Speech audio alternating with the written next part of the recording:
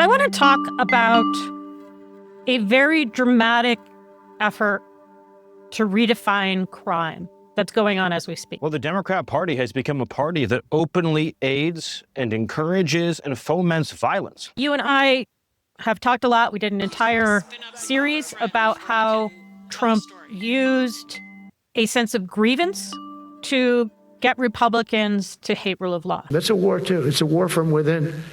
You're seeing now Republicans repeat as a matter of fact that the Russian investigation was a terrible thing. Why did they do that? They wanted the investigation to continue during the Trump presidency. I believe this with all my heart, to destroy Donald Trump. When in fact it was an investigation into an actual attack by Russia. Apart from the Russians wanting to help Trump win, several individuals associated with the Trump campaign were also trying to make money during the campaign and transition. Is that correct? That is true.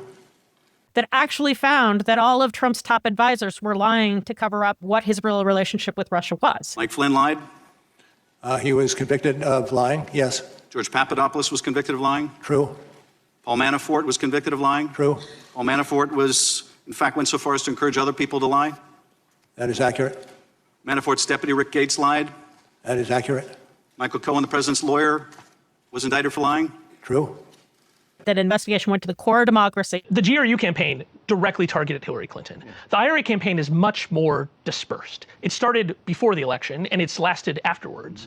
Their goal is to get people not to trust each other online in America.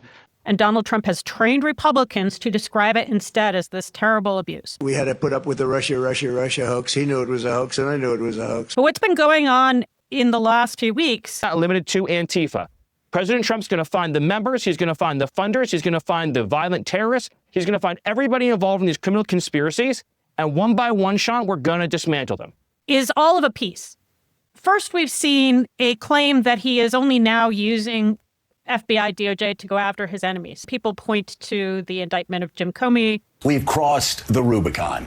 President Trump's Retribution campaign reached a new and ominous level. It's a tough day for people who believe in the rule of law. Again, we've already talked about the fact that they're ignoring what went on before, including the arrest of Congresswoman LaMonica McIver is a living, breathing example of the risk that Democrats face for standing up to President Trump and his MAGA disciples in Congress. In what was basically a staged kidnapping of Newark's mayor. We are arresting the mayor right now, or the Deputy Attorney General of the United States. Anyone that gets in their way, I need you guys to give me a perimeter so I can cuff them and get them on there. If you have body cams, turn them on. If you look at the way people are talking about the Jim Comey indictment, Republicans are talking about the Jim Comey indictment, including like John Cornyn is one of the most interesting. Clearly, Director Comey went off the rails because of his antipathy, his hatred, really, for Donald Trump. He used to at least very much support Jim Comey, and he is describing it with this unquestioned belief that what Jim Comey did was terrible.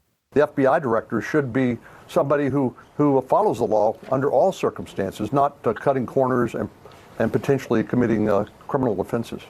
And also claiming that the arrest was just because of Crossfire Hurricane, when the arrest has nothing to do with Crossfire Hurricane. Once he was dismissed as FBI director, he was bound and determined to destroy President Donald Trump. And he came close to doing it. It has, at best, to do with how Jim Comey explained his decision to announce that they would not be charging Hillary Clinton. Well, I think bringing up the Hillary Clinton matter, it's important to point out that Director Comey's misdeeds weren't just directed toward Donald Trump. He mistreated Hillary Clinton. That is an important step. I'm not saying that the step to arrest Comey is new or a surprise. What I am saying is that Trump is using this past mythology as a basis to claim crimes. They said it was created by Russia. Russia.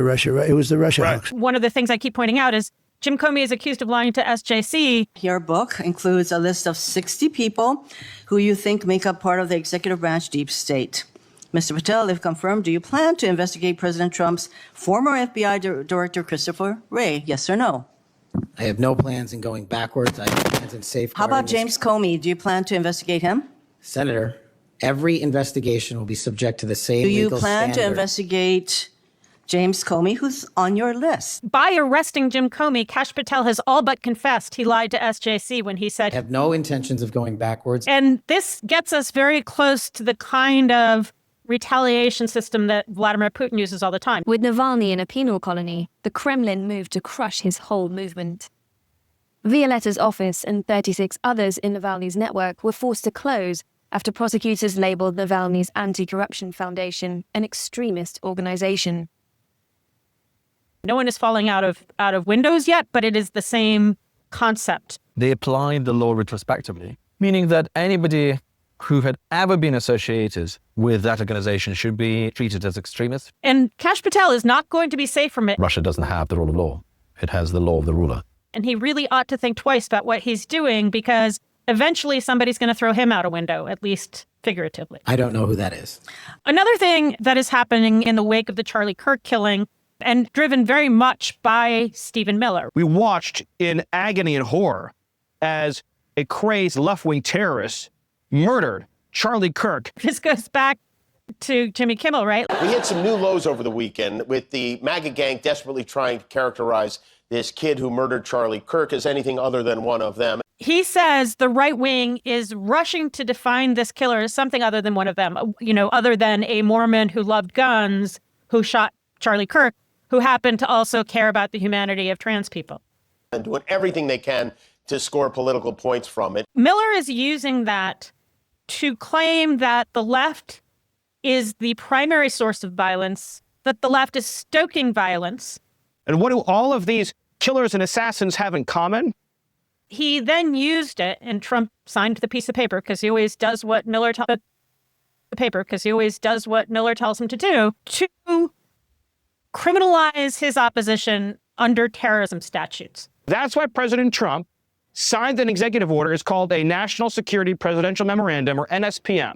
And that's when you change the formal national security policy of the country. Now, there is no domestic terrorism statute in the United States. So at one level, this is a legal non-entity, but at another level, this is a very dangerous step. And so President Trump issued an NSPM last week that for the first time ever establishes a national counterterrorism strategy to dismantle these radical left-wing terror groups. That is a way to, for example, prevent you from flying without any due process or without much due process. Incidentally, this comes at the same time as right-wingers are like, oh my God, Tulsi was kept off planes. She was subject to intrusive searches, followed by bomb-sniffing dogs, and trailed by 3 federal air marshals per flight.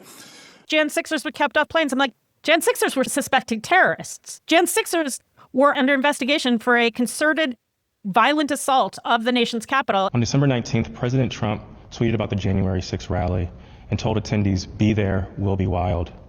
A day later, the Department of Justice describes how the Proud Boys created a chat called the Ministry of Self-Defense Leadership Chat.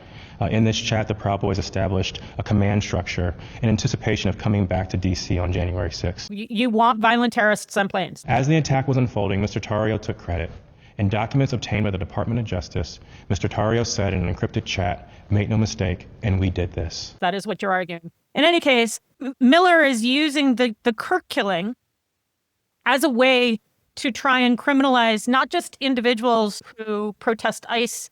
Can you comment on a New York Times report saying that Justice Department officials have asked attorneys to target a George Soros-funded group? And is this executive order that you just signed a part of that effort? I'm not going to comment on whether there is or is not a pending investigation, but everything's on the table right now. But to go after George Soros, right? I don't think anybody has to ask, because if you look at Soros, he's at the top of every, in fact, sometimes they say, could he be involved in this many things? But he's in every story that I read. Stories that I read keep talking about Soros, and so, I guess he'd be a likely candidate. To go after a whole infrastructure of Democrats. Everyone in the labor movement and so many beyond organized labor felt a collective chill run through our blood when we watched those videos of ICE agents brutalizing you, arresting you, a prominent labor leader.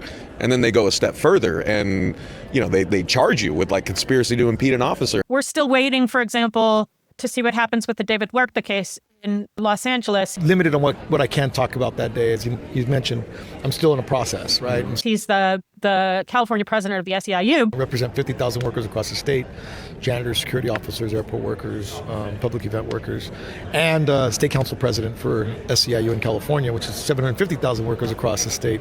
His case has been kind of trying to resolve itself since the summer, since he was arrested at an ICE raid of a garment factory. But I will say that, I was there because I have a First Amendment right to be there. All the while, I suspect that FBI is using his arrest as an excuse to start subpoenaing the communications of SEIU in California, of course, one of the most important unions for Democrats. I firmly believe, I think if there is going to be a disruption, it's going to start with service workers, because those service workers are the ones who are on the crosshairs of this organization, because those are the places where the predominantly black and brown workers are at. What we've seen so far is Stephen Miller use immigration as a way to roll out his fascist project.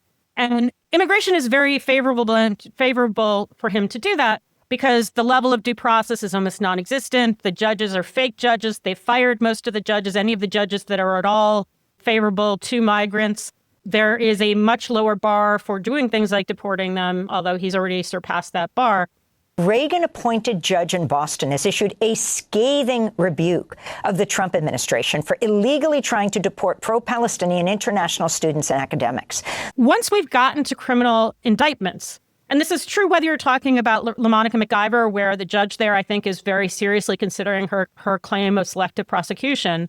And we assume that if the Jim Comey prosecution gets even that far, he will do the same thing. So let's have a trial. But even the line arrests in D.C., you may recall that Jeanine Pirro... He took a Subway sandwich about this big and took it and threw it at the officer. He thought it was funny. She was like, oh, we're going to charge all these people as felons. Well, he doesn't think it's funny today because we charged him with a felony, assault on a police officer, and we're going to back the police to the hilt. One of the reasons she wanted to do this, and this is something that I think a lot of people don't understand, is right-wingers are trying to replicate the crimes that were charged against Jan 6ers. As if a number of people get charged with assault, then it'll somehow make the violent attack on the Capitol disappear. And so they're using some of the same charges. 111 is the assault charge they're using that was charged against the people who attacked the cops at the Capitol. There's a conspiracy charge they're using. They're using the same crimes, and there's a reason for that. There's a symbolic reason for that.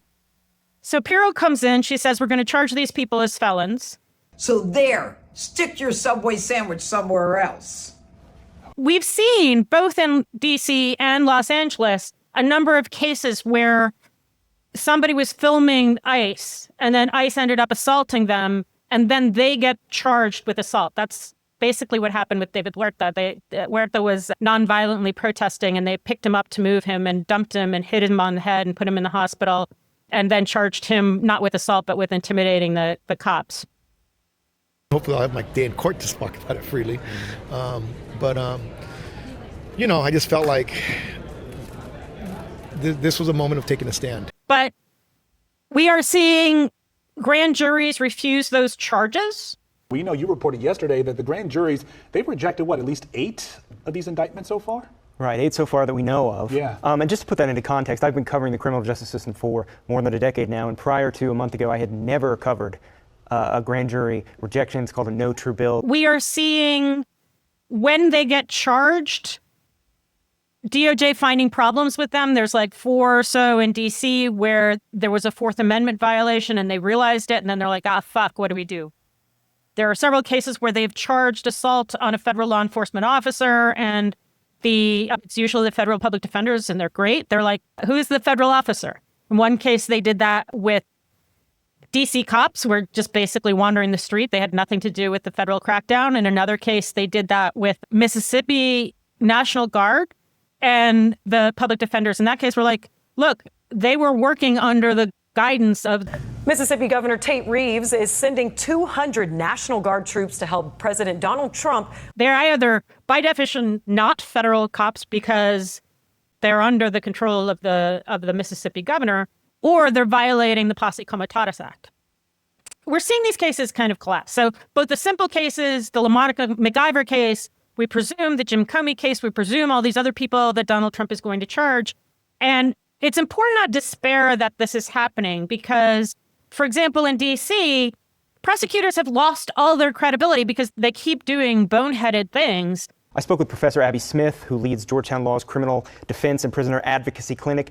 What she told me she thinks is going on is that grand jurors are basically reclaiming the power that the Constitution always intended them to have. And at this point, it's very easy for judges to say, you know, this sounds like the last guy that you detained for a week without having any evidence against him. Remember as well, after they arrested Ras Baraka, the judge in that case blew up at them because he was like, look, you know, you can't just arrest people and then discover you don't have evidence against them because that you can't undo the damage that you've done to their reputation. What we're seeing, right, is that thus far, at least, Trump has not destroyed DOJ to the point that they are not being held to Brady standards. They are not being held to certain evidentiary standards. Judges, for the most part, including a number of Trump judges, are saying you've got to give them this kind of discovery or I have to let them go. This is the discussion we're hearing around the Jim Comey indictment, right? Like, yes, 14 members of a grand jury, so maybe 9 voted against, 14 members of a grand jury approved that indictment, but there's very little reason to believe that they will succeed with that indictment. And there's very good reason to believe that over the course of the case, even if Jim Comey doesn't succeed in getting evidence on a selective prosecution claim, but everyone would expect him to get everything he wants with actually a vindictive prosecution claim, you will see the conflicts involved with people here laid out. And it sucks for the people who are being prosecuted, but it is discrediting DOJ in a way that they can't unring. And frankly, however much you hate the Supreme Court, I believe that they will look at these cases, at criminal cases, and they actually have. I mean, one of the only bright spots of the Supreme Court in recent years is they've done some things for criminal justice, for criminal rights. And I actually suspect that this effort to criminalize their opponents will backfire. And that is also true of Trump's attempted claim to use terrorism statutes, which don't exist, against people like the Soros Foundation. And so keep your eye on the degree to which the effort to criminalize DC, the effort to inject the federal government into policing in DC has backfired in some really significant ways. This doesn't seem like the sort of thing that ought to be handled by the criminal legal system, which is a very blunt and harsh instrument. And, they're serving their function of tempering or mediating the government's worst instincts. The other really important point is there's just been one case in Los Angeles where somebody was arrested for being assaulted by ICE. And in that case, none of the ICE people there wanted to testify about that guy assaulting ICE. In other words, none of the law enforcement officers who were there at the scene were willing to say that what DOJ had charged him with had actually happened. And the person who tried to do that is this guy, Greg Bovino. Tonight's just the beginning, and we're going to roll on and on. We are going to turn and burn, Governor. We're going from this one to the next, to the next, to the next, until they quit or are all deported and go home. And as far as him, he can either get on board or watch from the sidelines. And he's sort of the Where's Waldo of abusive DHS events. Fuck you, Greg Bovino. He's right there in the front. You son of a bitch. You're going to burn in hell, you son of a bitch. He was in charge of the MacArthur Park invasion. All those heavily armed agents apparently taking no one in this sweep of the park in the heart of one of LA's most densely populated immigrant communities. So what was the purpose of this massive show of force? He was the guy who brought ICE and CBP to Gavin Newsom's redistricting announcement. He was involved in the march through Chicago streets the other day. He is an incredibly corrupt, incredibly loathsome creature, and he took the stand and was ripped to shreds on the stand, and that guy was acquitted. That is the kind of thing that I expect we're going to be seeing more and more, and that is the kind of thing that is really going to dismantle a lot of the belief systems of some of Trump's supporters. He had no desire or intention to lead this nation, only to market himself and to build his wealth and power. Then, in addition, we have snowballing evidence of Donald Trump's own criminality. This private, secret dinner in which individuals who have put money in Donald Trump's pocket get access to him is maybe the most corrupt of all of the corruption. Or Tom Homan's. From 2023 through 2024, Mr. Calderas, according to a document we've reviewed and multiple sources, multiple times proposed Tom Homan can get you contracts.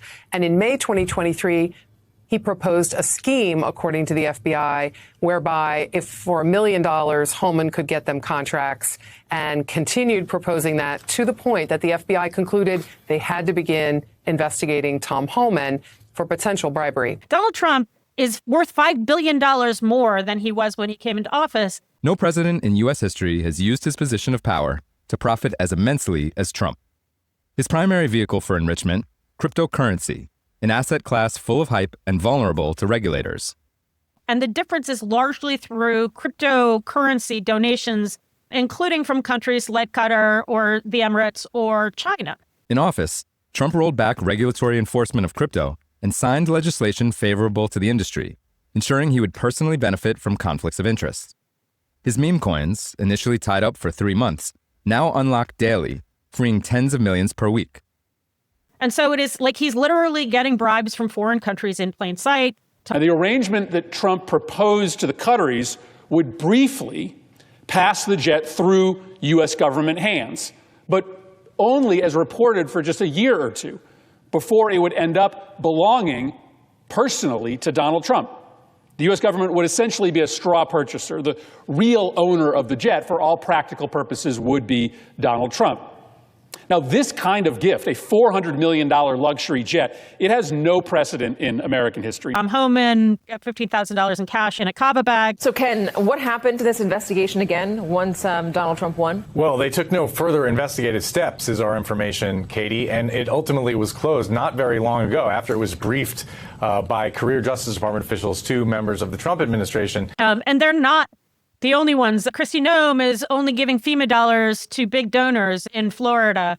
ProPublica, an independent watchdog media outlet, is alleging Noem withheld FEMA disaster aid for multiple states, but fast-tracked funding for a project after one of her South Dakota gubernatorial campaign donors stepped in. There's a kind of subtle quid pro quo that was being investigated with a merger that involved Pam Bondi's chief of staff. Roger Alford, who used to be the number 2 in the Department of Justice Antitrust Division until he was drummed out of the Department of Justice a month ago. But he is now sounding the alarm about what he calls a merger scandal involving Hewlett-Packard, Juniper, wireless technology, and MAGA lobbyists. And more importantly, he calls out Pam Bondi, Pam Bondi's chief of staff, Chad Mizell, and the new number 3 in the Department of Justice, who has since left the building.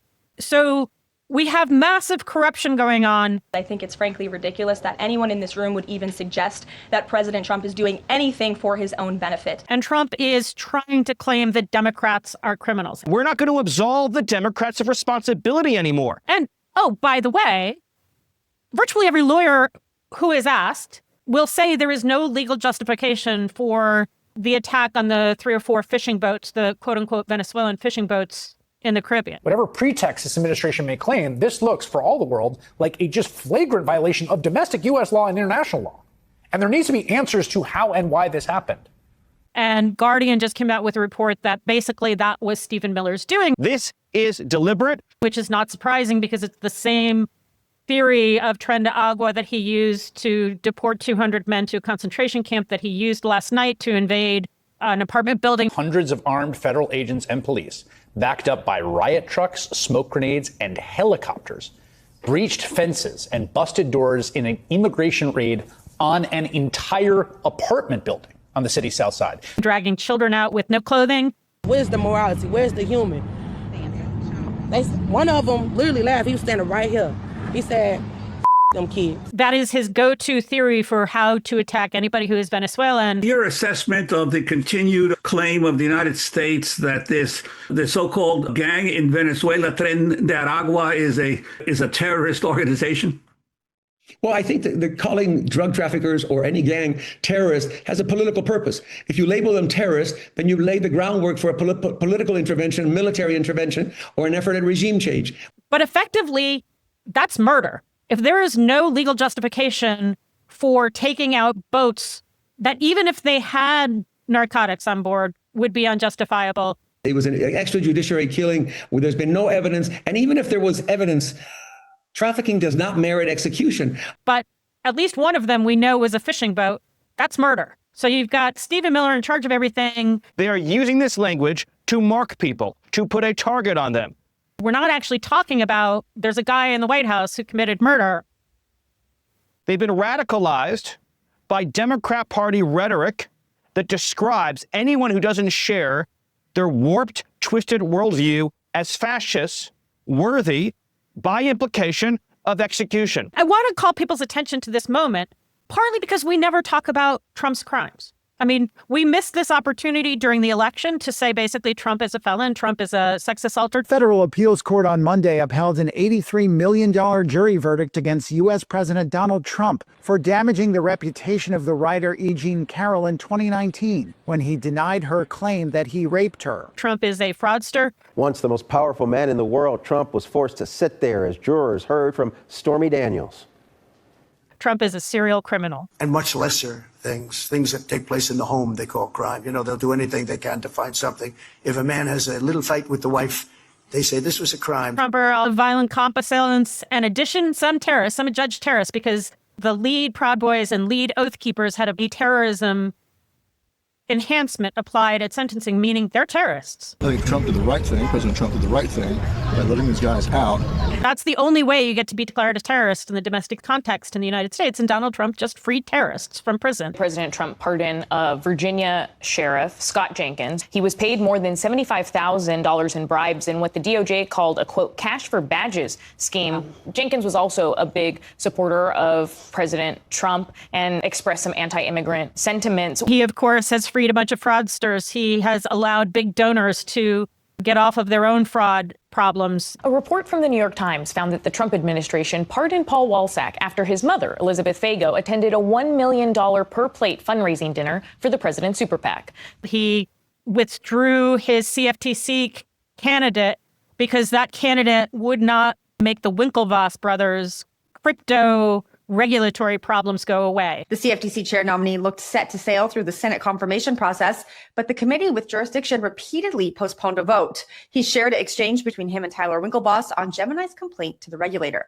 Quintans wrote in the Post that, quote, I believe these texts make it clear what they were after from me and what I refuse to promise.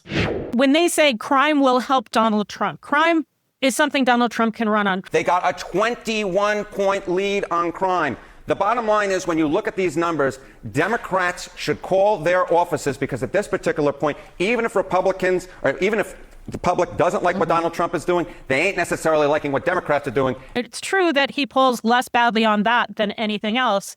The reason for that is because we don't talk about crime broadly. We don't treat white-collar crime in the same way as we do a black man with an unlawful gun in D.C. If you look at the way in which Trump's White House and DHS like to criminalize migrants, many of the crimes they talk about are crimes that Donald Trump... They're bringing drugs, they're bringing crime, they're rapists. ...or his close allies have committed. And some, I assume, are good people. One of the things we discovered, by the way, is that the guy at Maine DOJ who is in charge of investigating George Soros, he has a DWI. And normally you would not be in such a senior position at DOJ if you had recently been prosecuted for even something like a DWI. What is Pam Bondi using to justify arresting people in D.C.? DWIs. We have the FBI going out into the streets of D.C. to do DUI arrests, DWI arrests, and meanwhile, the guy in charge of weaponizing DOJ himself is somebody who had a DWI. What I think we really need to do is to constantly remember that Donald Trump is a felon.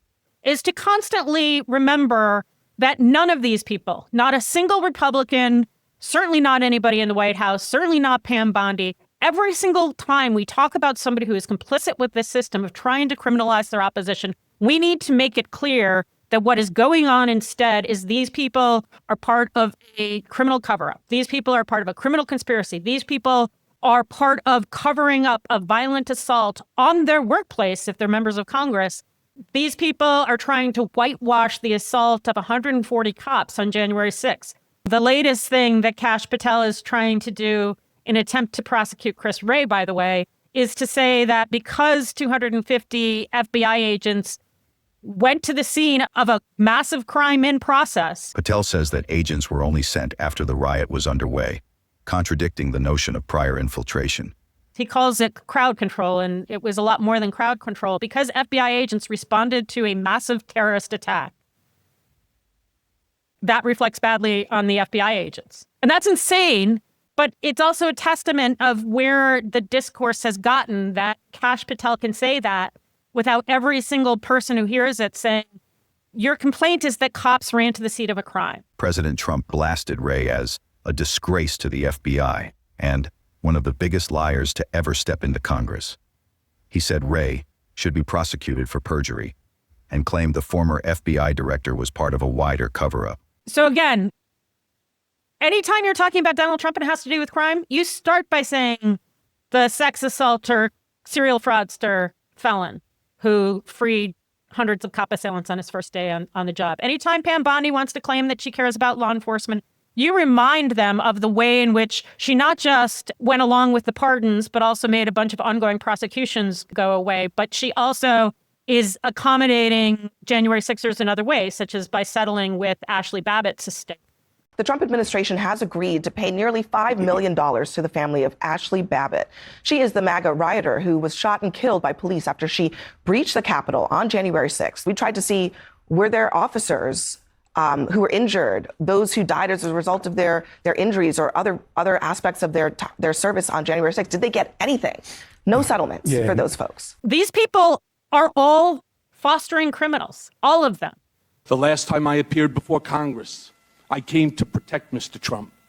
Today, I am here to tell the truth about Mr. Trump. And it's time to stop ceding that ground to them. I can only warn people, the more people that follow Mr. Trump, as I did blindly, are going to suffer the same consequences that I'm suffering. It is time to start emphasizing the fact that the main scene of crime in Washington, D.C. is the White House.